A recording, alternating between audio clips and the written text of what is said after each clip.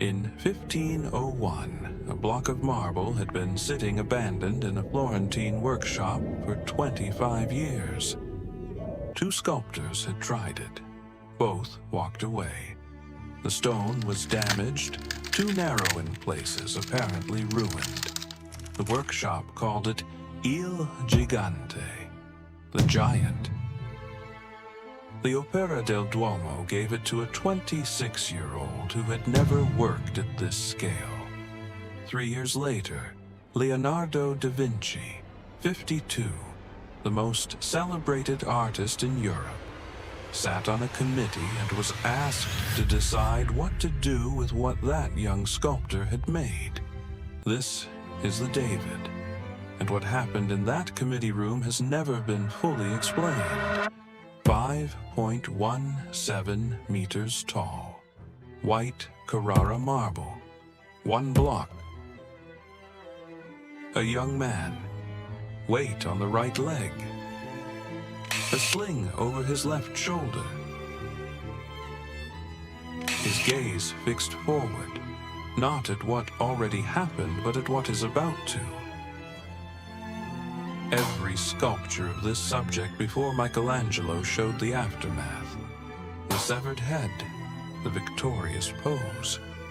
Michelangelo showed the moment of decision, the instant before the stone leaves his hand, before anyone knows how it ends. The tension in the body is not victory. It is everything that precedes it.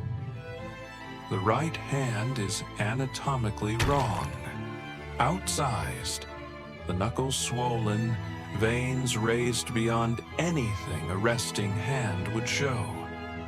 The eyes, confirmed by Professor Mark Lavoie of Stanford University's 3D scan in 1998, documented in the Journal of the Royal Society of Medicine in 2005, do not point in the same direction.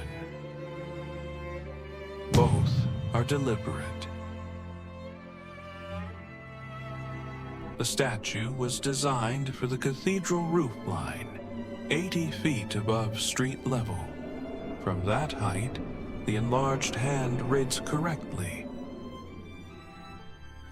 The divergent eyes ensure that from any angle below, one eye always appears to look directly at you. Michelangelo built a statue that watches you from everywhere.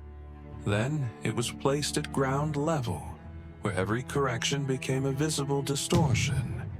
What looks wrong is what was right. Nobody ever saw it from where it was built for. Giorgio Vasari, writing in The Lives of the Artists in 1550, was direct. It cannot be denied that this work has carried off the palm from all other statues, modern or ancient, Greek or Latin. No other artwork is equal to it in any respect. Vasari was the most important art historian of the Renaissance. He was describing a block two sculptors had abandoned as unusable. On January 25, 1504, a committee met in Florence to decide where the David would be placed. Leonardo da Vinci was on that committee. So were Botticelli and Filippino Lippi, the most important artists in Italy, assembled to judge the work of a 26-year-old. Art critic Martin Gayford, in his biography Michelangelo, His Epic Life, documents what Leonardo did during the meeting.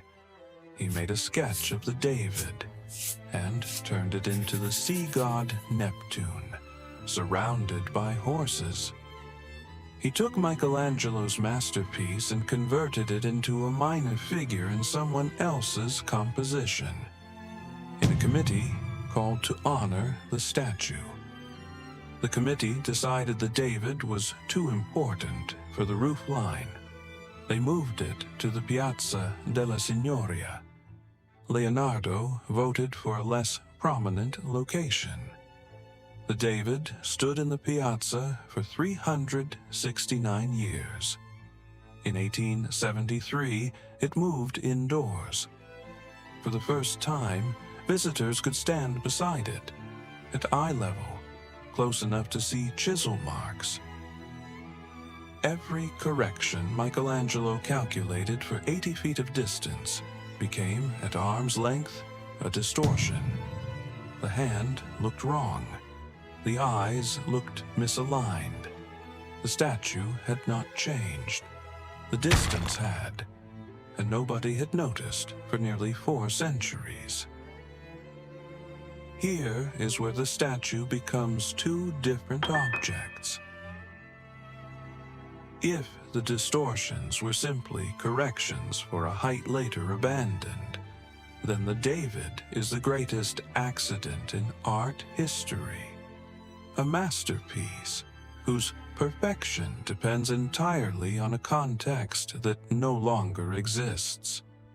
If Michelangelo continued carving those distortions, knowing the statue might end up at street level, then he chose deliberately to make something that would look wrong to anyone who looked closely enough.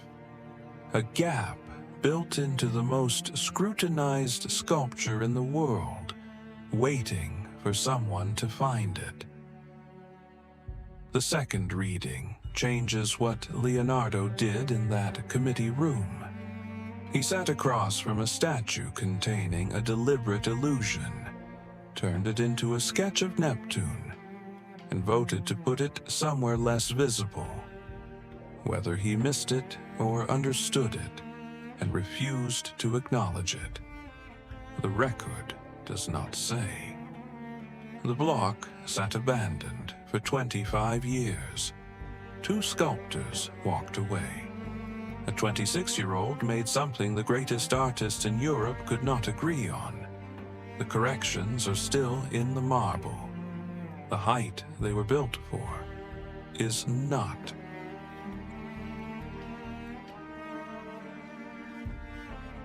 Drop your reading in the comments. I read every one.